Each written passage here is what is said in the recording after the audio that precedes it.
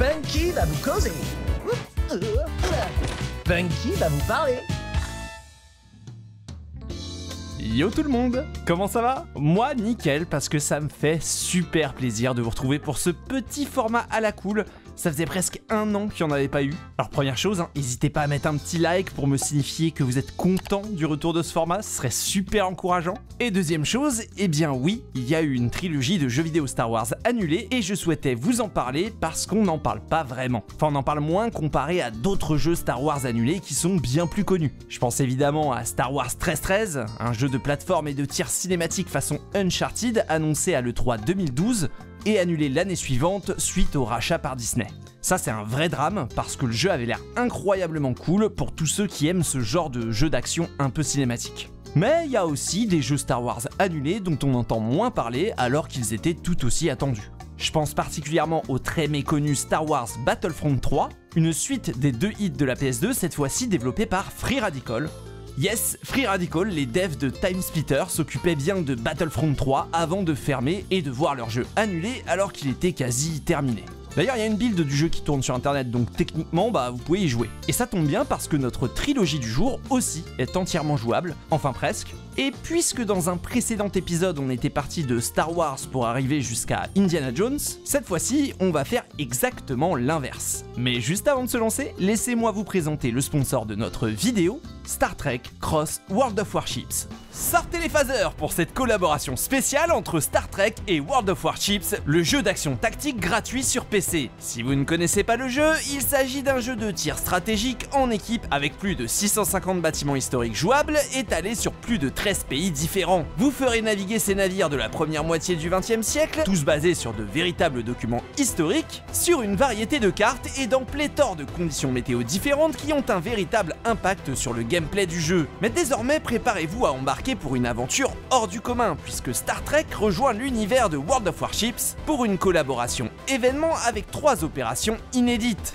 Les opérations Star Trek vont vous permettre de revivre l'invasion des Vulcains par les horribles Borg, et il ne tiendra qu'à vous de jouer de vos torpilles à photons pour défendre les forces de la Fédération. Pour ce faire, vous aurez à votre disposition un large panel de bâtiments représentant la Fédération, les Vulcains, les Klingons et même les Romuliens. Et regardez, même Worf et Riker de Star Trek la nouvelle génération sont présents, littéralement mes 2 persos préférés de la série. Alors c'est l'occasion ou jamais de profiter d'un gigantesque bonus si vous passez par mon lien dans la description. Et en téléchargeant le jeu ici, vous obtiendrez un pack contenant 200 doublons, 1 million de crédits, la possibilité de choisir un des 4 personnages exclusifs dont le commandant Riker et Worf, ainsi qu'un vaisseau de classe 4. Alors si vous n'avez jamais testé World of Warships et que vous aimez Star Trek, c'est le moment ou jamais. Cliquez sur mon lien dans la description et embarquez dans le premier vaisseau de la Fédération pour l'univers de World of Warships que je remercie pour avoir sponsorisé cette vidéo.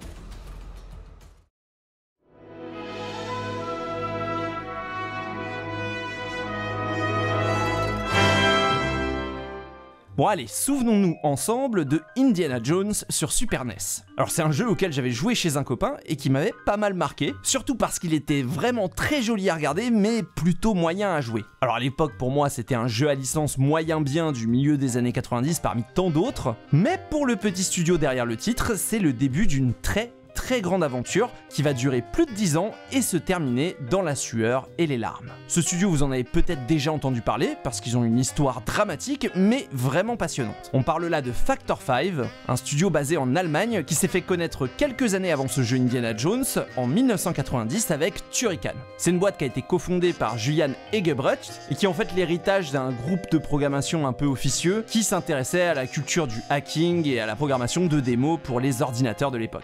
Ce qu'on appelle les démos, c'était ces petits miracles techniques qui étaient mis en place par certains programmeurs et qui permettaient d'exploiter à fond l'affichage d'une machine pour faire des très jolies choses comme vous pouvez le voir à l'écran. Alors Turrican, c'est déjà une petite success story en soi. C'était un petit projet à la base, développé par une petite équipe, mais qui a voulu tout faire comme les grands. Sprite gigantesque, musique ultra dynamique, oui, on est bien sur Amiga. D'ailleurs, même pour moi, c'est un des rares jeux Amiga auxquels j'ai joué, parce que j'ai pas connu l'Amiga et que j'ai découvert Turrican grâce au podcast de la case rétro qui lui était dédié. Je l'ai découvert il y a pas longtemps et j'en garde un super souvenir, c'est un jeu qui est assez génial encore aujourd'hui, et si jamais vous voulez vous lancer le jeu, je vous recommande justement l'écoute du podcast en même temps, ça dure pile le temps d'une partie et c'est très cool pour accompagner la découverte de cette pépite venue du passé. Et justement à l'époque le public ne va pas s'y tromper et le jeu va devenir l'un des hits de l'Amiga, ce qui permettra au studio de faire très rapidement le tour du monde. Mais aussi de bosser sur de nombreuses suites et portages de ce premier succès. Ils vont capitaliser sur leur propre réussite et porter Turrican partout où c'est possible, et donc faire évidemment des suites. C'est comme ça qu'ils vont de nouveau faire parler d'eux 3 ans plus tard, en 1993, avec Super Turrican sur Super Nintendo, qui encore une fois va devenir un giga hit. Et oui, en 93, tout était giga, méga ou super. C'est donc grâce à ce jeu et à ses graphismes toujours aussi impressionnants qu'ils vont se faire repérer par une petite boîte qui s'appelle LucasArts et qui leur confiera leur première commande, le fameux Indiana Jones, un jeu qui, comme on l'a dit, est quand même moins intéressant que Turrican en termes de gameplay, mais tout aussi joli graphiquement et encore une fois techniquement impeccable. Et même si les critiques sont un petit peu froides au sujet du jeu, cela signe quand même le début d'une longue collaboration avec LucasArts qui va très vite les amener loin de chez eux.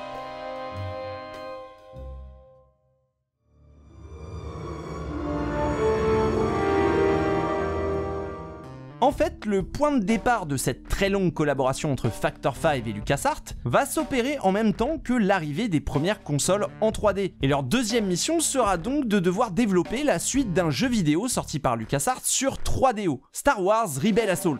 Et pour Factor 5, ce Rebel Assault 2, c'est clairement pas un cadeau de la part de LucasArts. Déjà c'est sur PlayStation, une console qui vient de sortir et sur laquelle ils n'ont jamais développé. Ils n'ont même jamais fait de 3D, ce qui va pas aider sur une console optimisée pour ça. Et puis c'est la suite d'un jeu d'action en FMV, un genre qui commençait déjà à devenir ringard à l'annonce du jeu. Et pourtant ils vont relever ce défi et même haut la main. Le jeu sort en temps et en heure et il va même être encensé par la critique. Notamment parce qu'ils ont ajouté des phases de tir à pied qui plaisent beaucoup. Et vous allez voir que c'est la seule fois qu'on va leur faire ce compliment. Et puis ce jeu va même leur permettre de travailler un petit peu la gestion de la 3D sur les décors du jeu, et donc de prendre assez d'expérience pour la prochaine commande de LucasArts, qui sera encore un autre jeu Star Wars. Et oui, à cette époque, il y avait énormément de jeux adaptés de la Guerre des Étoiles, surtout parce que le tournage d'une toute nouvelle trilogie de films Star Wars avait été annoncé. George Lucas venait de finir de boucler la première version du scénario, et le tournage du premier épisode est censé commencer l'année suivante. Et en vérité, là, on est au début d'une opération marketing assez intense pour remettre Star Wars à la mode pour une nouvelle génération, avec la sortie du fameux coffret VHS, aussi appelé édition spéciale,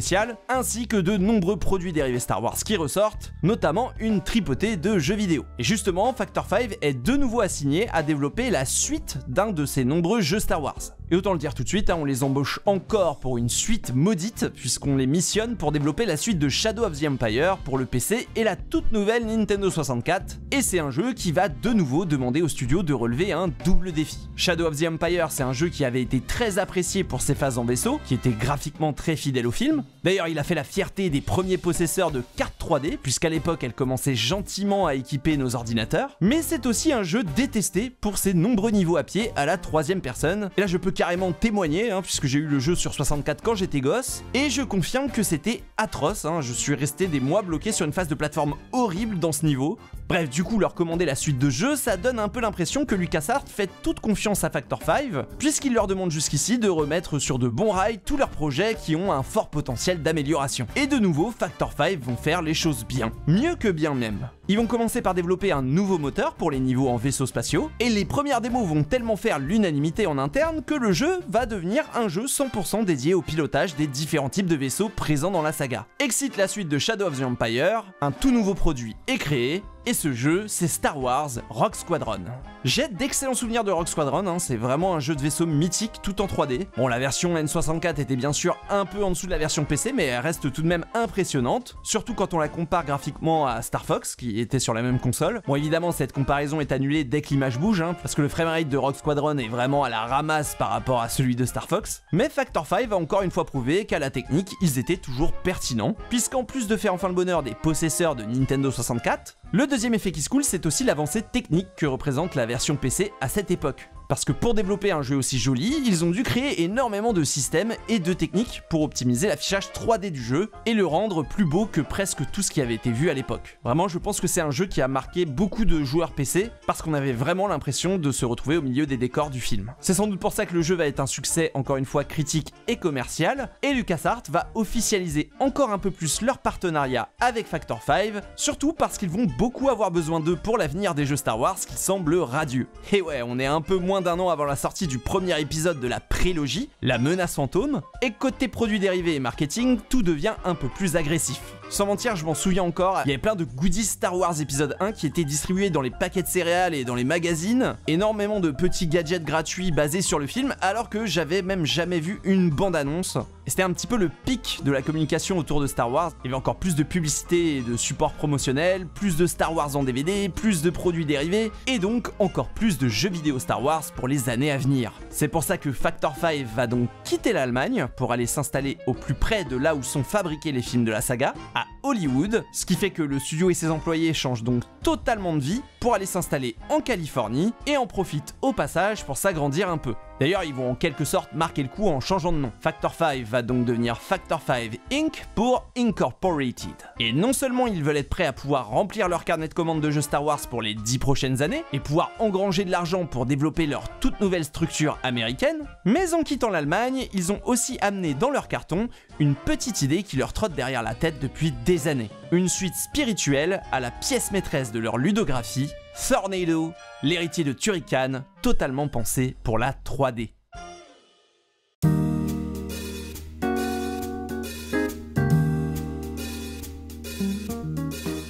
Alors les premiers projets de Factor 5 aux États-Unis vont être relativement peu intéressants pour notre histoire, donc on va passer rapidement dessus. D'abord, LucasArts va leur demander de s'occuper de porter Indiana Jones et la machine infernale pour la Nintendo 64. Bon problème, le jeu se fait déjà défoncer sur PC, et cette commande de portage N64 est encore une sorte de sauvetage pour un jeu avec du potentiel non exploité. Encore une mission maudite qui le restera jusqu'au bout puisque l'éditeur ne sera pas convaincu, et Indiana Jones sur N64 va même être annulé pour l'Europe vu les retours catastrophique des joueurs aux États-Unis. Bon, concrètement, Factor 5, ils y sont pour rien, hein, ils ont juste fait le portage du jeu. D'ailleurs, j'adore le fait qu'en adaptant le jeu pour la N64, ils aient géré l'inventaire en reprenant totalement le système d'Ocarina of Time comme modèle. Ça donne un côté un peu unique à cette version et je trouve ça charmant. Mais voilà, bon portage ou pas, le jeu est pas terrible et il n'y a pas grand chose à rattraper, ce qui donne l'impression que leur aventure américaine part d'un très mauvais pied. Bon, à côté, il y aura aussi quelques réussites. Ils vont bosser notamment sur un logiciel audio pour la N64 qui va servir pour le développement de plein de jeux cool. À côté de ça, ils bossent avec LucasArts sur PlayStation pour faire Ball Blazer, un jeu qui va recevoir un accueil mitigé, loin de l'unanimité de Turrican. D'ailleurs, qui se souvient de Ball Blazer? Personne, sauf la personne qui viendra me dire le contraire dans les commentaires, évidemment. Et puis simultanément à tous ces projets très variés, ils vont bosser très dur pendant 2 ans pour faire un jeu PC et Nintendo 64 qui devra accompagner la sortie de Star Wars épisode 1, La menace fantôme. Le développement va plutôt bien se passer, le jeu va sortir, il s'appelle Battle for Naboo, et si les phases en vaisseau du jeu sont encore une fois acclamées, les toutes nouvelles phases en véhicule terrestre, elles vont laisser un goût mitigé aux journalistes, et le public ne s'y trompera pas. Le jeu ne marche pas vraiment, et ceux qui l'ont acheté ressortent de toute façon un peu déçus, et c'est un jeu qui va vite finir bradé dans les bacs d'occasion déjà pleins du rayon Nintendo 64 des magasins de jeux vidéo. Et oui, à cette époque, les gens ont davantage les yeux tournés vers la prochaine console de Nintendo, la GameCube, et peut-être même que Factor 5 les avait aussi un peu tournés dans la même direction au moment de la sortie de ces 2 derniers jeux. En effet, parce que quand Battle for Naboo sort dans les magasins, la GameCube, elle est déjà en gestation depuis 2 ans, et comme Factor 5 avait fait les belles heures de la Nintendo 64, il était normal qu'ils soient impliqués et consultés par Nintendo lors de la conception de leur prochaine console. C'est pour ça qu'ils vont avoir accès à énormément de documentation, et qu'il est très vite prévu qu'un jeu de Factor 5 soit présent au lancement de la machine. Allez, c'est pile le bon moment pour faire une suite à leur jeu le mieux reçu de ces dernières années. Une suite avec un titre différent qui servira aussi de démo technique pour la GameCube. Et oui, c'est enfin le moment de développer Thornado. Ah non, pardon. Rogue Squadron 2 Rogue Leader. Bah ouais, pas question de faire Thornado maintenant, parce que pour LucasArts, cette opportunité tombe à pic, vu que la nouvelle machine de Nintendo va sortir pile entre les 2 épisodes de Star Wars au cinéma. La hype autour de la saga et de la console est à son comble, et la suite, vous la connaissez. Rogue Leader est un excellent jeu, c'est un des hits du lancement de la GameCube. J'ai personnellement acheté une GameCube pour ce jeu en 2001, alors que j'avais même pas vu tous les Star Wars. C'est un jeu qui est encore magnifique aujourd'hui, et il lui manquerait vraiment pas grand chose pour pouvoir être ressorti sur nos consoles modernes. Ouais, Factor 5 avait vraiment mis les petits plats dans les grands pour ce lancement et n'a pas manqué l'occasion de mettre encore une gifle technique à tout le monde. D'ailleurs, c'est vraiment l'aboutissement des techniques qui avaient été créées pour le premier Rogue Squadron en termes de gestion de la mémoire et d'affichage de la 3D, donc c'est aussi une sorte d'aboutissement pour le studio. Vraiment, j'insiste, si vous avez jamais joué à Rogue Leader, il est encore très très valable aujourd'hui et c'est un jeu qui est encore impressionnant par sa beauté et sa fluidité. On a du mal à croire qu'une console 128 bits puisse sortir ça à son lancement. Bon, malheureusement, ça leur a pas trop permis de bosser sur Thornado, l'héritier de Turrican. Et après avoir montré quelques démos techniques, ils vont vite lâcher l'affaire parce qu'ils sentent que le vent va tourner en leur défaveur s'ils continuent d'autant s'impliquer dans un projet qui n'est pas certain de voir le jour. Non, en fait, ils vont plutôt se concentrer sur le développement de Rogue Squadron 3, Rebel Strike. En fait, ils vont bosser très longtemps dessus, notamment pour essayer d'ajouter un petit peu de variété à leur style de jeu. LucasArts avait sans doute la volonté de vouloir sortir du simple jeu de vaisseau, et ils vont donc passer énormément de temps à essayer d'étendre autour de cette formule. Le jeu va sortir, et encore une fois, c'est un jeu dont les phases en vaisseau ont été encensées, voire adorées, que ce soit en termes de gameplay ou de technique. Mais encore une fois, Factor 5 a dû rajouter des phases à pied, et encore une fois, tout le monde a détesté. Vraiment, les phases à pied sont d'une nullité sans nom, comme d'habitude, on sent bien que c'est vraiment pas du tout leur point fort. Et vraiment, c'est à se demander si c'était pas une demande spécifique de LucasArts d'ailleurs. On est pile à cette période où la mode est au premier monde ouvert, et où la narration prend de plus en plus de place dans un jeu vidéo. Faut désormais avoir un héros avec une histoire, et un jeu qui n'est pas monolithique. Et je pense qu'il est plus que probable que l'éditeur ait totalement manqué de confiance dans un simple jeu de vaisseau qui n'était qu'un jeu de vaisseau. Et pourtant, ils auraient dû, parce qu'en dehors de ces phases à pied, le jeu est une très bonne suite aux deux premiers Rogue Squadron. Le soft se permet même en plus de proposer l'intégralité des missions de Rogue Squadron 2, jouables à deux en coop, en plus de la toute nouvelle campagne principale. Et la campagne principale, si on enlève toutes les parties à pied, elle est largement satisfaisante, mais alors le jeu précédent entier jouable en coop, c'est quand même le luxe. Et ça aurait été largement suffisant pour vendre cette suite si sa réputation n'avait pas été bousculée par les critiques envers les phases à pied qui ont sans doute rebuté tout le monde. Et quand le jeu sort, il passe quasiment inaperçu alors qu'il a demandé énormément de temps de développement. Ça, c'est vraiment une catastrophe pour Factor 5, mais heureusement, il leur reste une carte dans leur manche. Et ouais, sur le contrat initial signé avec LucasArts lors de la mise en place de leur partenariat, il leur reste encore une toute dernière commande à honorer. Une dernière mission qu'ils vont essayer eux-mêmes d'orienter dans la bonne direction. Parce qu'ils ont dans leur carton une trilogie Star Wars, mais ce qu'ils ne savent pas encore, c'est qu'ils ne pourront malheureusement jamais la terminer.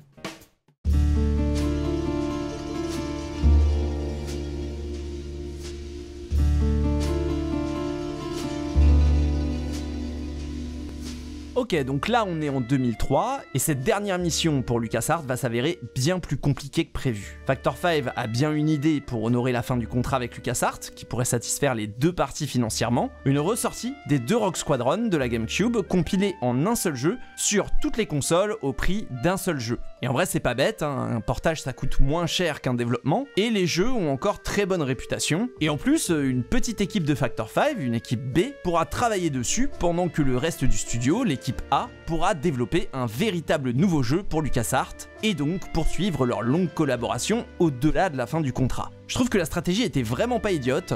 Ressortir Rogue Squadron 2 et 3 sur la Xbox et la PS2 qui n'avaient pas eu droit à des sorties. Et puis c'est quand même des jeux qui ont fait vendre je ne sais pas combien de GameCube. Et entre la ressortie avantageuse sur GameCube avec les deux épisodes et les joueurs non Nintendo qui vont vouloir découvrir le jeu sur leur PS2 et leur Xbox, cela représente une très bonne économie et surtout de très bons espoirs en termes de vente sur cette génération de consoles qui risque vite de devenir obsolète. Et cela représente aussi l'espoir pour Factor 5 de continuer à travailler avec LucasArts. Parce que l'équipe A elle va bien être occupée, il est clairement décidé avec l'éditeur qu'ils bosseront désormais sur un spin-off de Rogue Squadron, totalement dédié au combat multijoueur en ligne. Ça s'appellera Rogue Squadron, X-Wing vs TIE Fighter, et on envisage même d'en faire un des titres de lancement de la Xbox 360. Et justement, ça, Factor 5, les démos techniques qui te mettent des grosses gifles, c'est un peu leur marque de fabrique. Et à ce moment-là, Factor 5 a l'impression que la situation se stabilise, mais ils savent quand même que le vent est en train de tourner et que l'œil du cyclone n'est pas bien loin. Et si vous avez vu ma vidéo sur les Sonic de la DS, vous savez que cet œil du cyclone, il a un nom. Parce que cette année-là, le président de LucasArts de l'époque, Simon Jeffrey,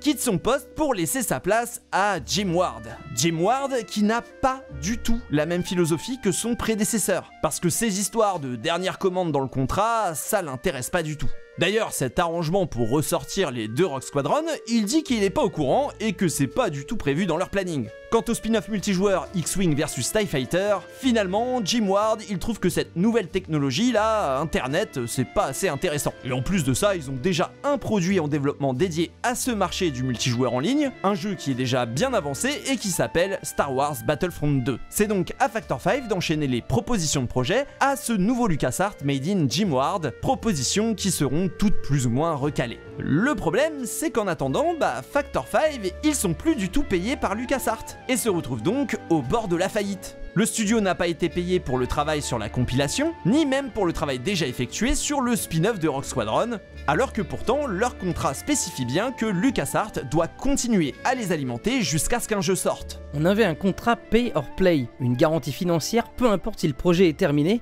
mais ils ont quand même décidé que on n'était pas au courant de cette histoire de jeu de lancement. Donc on leur a dit, si on ne trouve aucune solution à ce problème, vous pourriez mettre l'intégralité du studio en faillite. Bon, au final, à force de brainstormer pour LucasArts, il y a un des projets originaux sur lequel il travaillait qui va taper directement dans l'œil de Sony. Ce projet, c'est un tactical RPG qui aurait dû s'appeler Animal Wars et qui aurait dû être une relecture de la Seconde Guerre mondiale. Sony à l'époque cherche justement un catalogue pour le lancement de sa prochaine PS3 et ils sont très intéressés pour produire le jeu qui avait vraiment une très jolie patte artistique. Et c'est pas mal parce que l'idée pour Factor 5, c'est de mettre la fameuse Team B sur ce jeu qui nécessite une petite équipe et de laisser l'équipe A dispo pour LucasArts et le fameux dernier jeu du contrat qui n'est toujours pas sorti. Sauf que LucasArts, il les ignore dûment, il leur donne rien à faire et surtout il ne les paye toujours pas pour le travail déjà effectué sur les 2 jeux annulés. Factor 5 va devoir annoncer publiquement que n'étant pas payés, ils vont devoir démarcher d'autres éditeurs pour faire travailler l'équipe A et survivre. Équipe A qui sera vite embauchée par Sony pour faire un deuxième jeu de lancement pour la PS3. Ah oui, parce qu'ils sont vraiment très intéressés par l'un des projets dormants du studio, un certain Dragon Knight. C'est un pitch de jeu de fantasy dont le socle de l'histoire est une guerre qui se base sur 2 religions. C'est un univers assez sombre et alambiqué avec une grosse dimension politique. Et Sony, qui s'intéresse à des jeux justement plus adultes, plus matures, pense que ce Dragon Knight ira très bien avec la PS3 à sa sortie. Sauf que ce que personne ne sait encore, c'est que ce Dragon Knight sera le dernier clou dans le cercueil d'un studio qui survivait déjà à peine.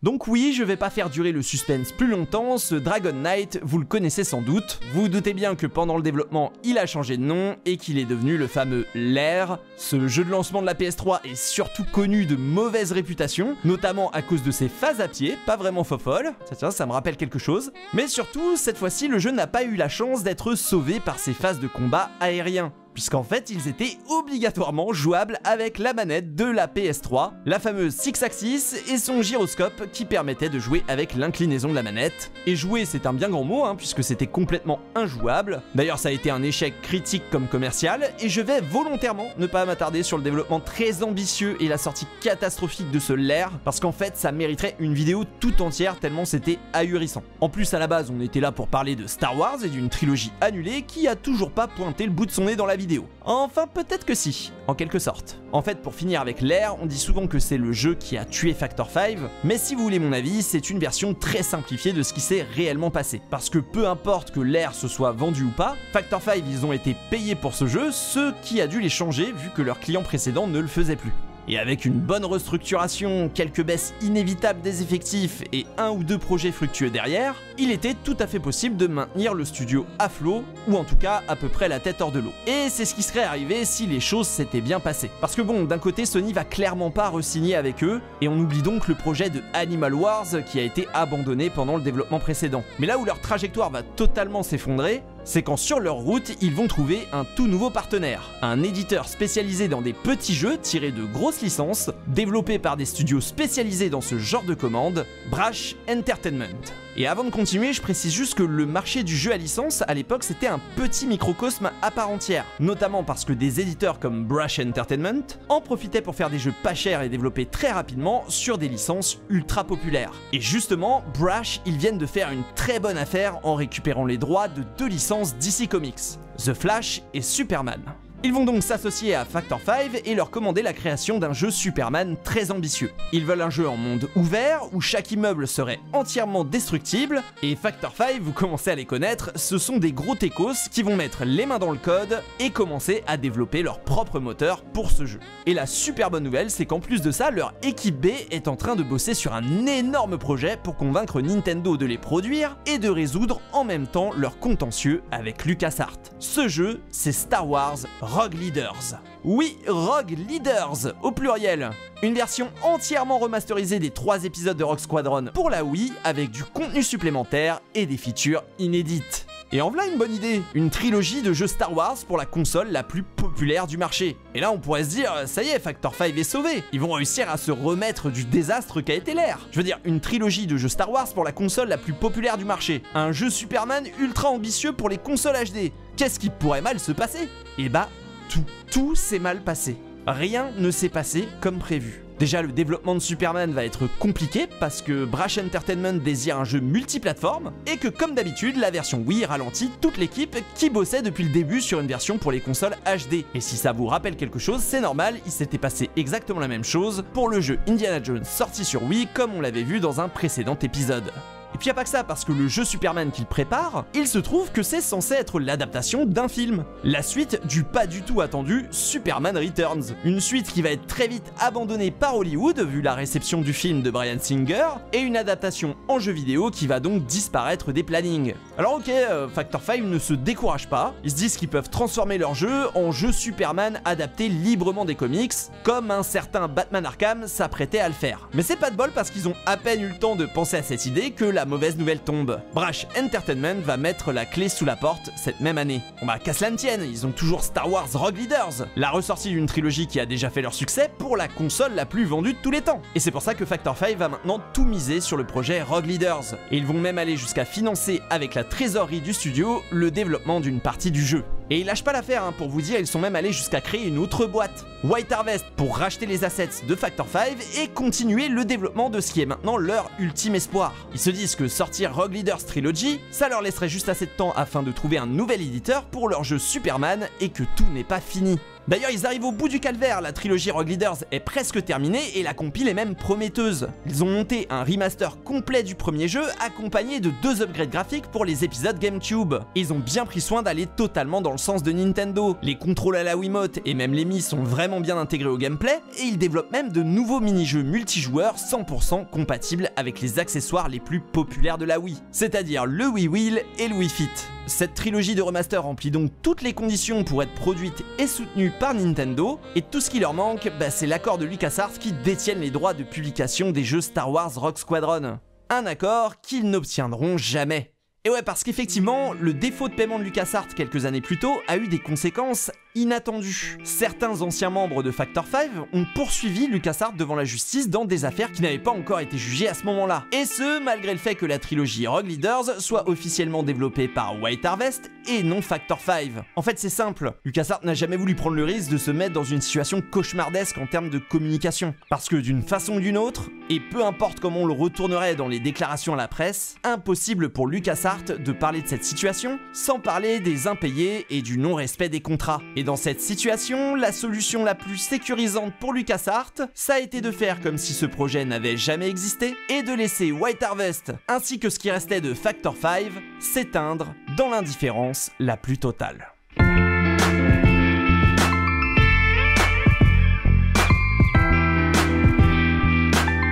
Et je remercie une nouvelle fois World of Warships. Je rappelle que vous pouvez directement le télécharger en cliquant sur mon lien dans la description pour obtenir plein d'avantages en jeu.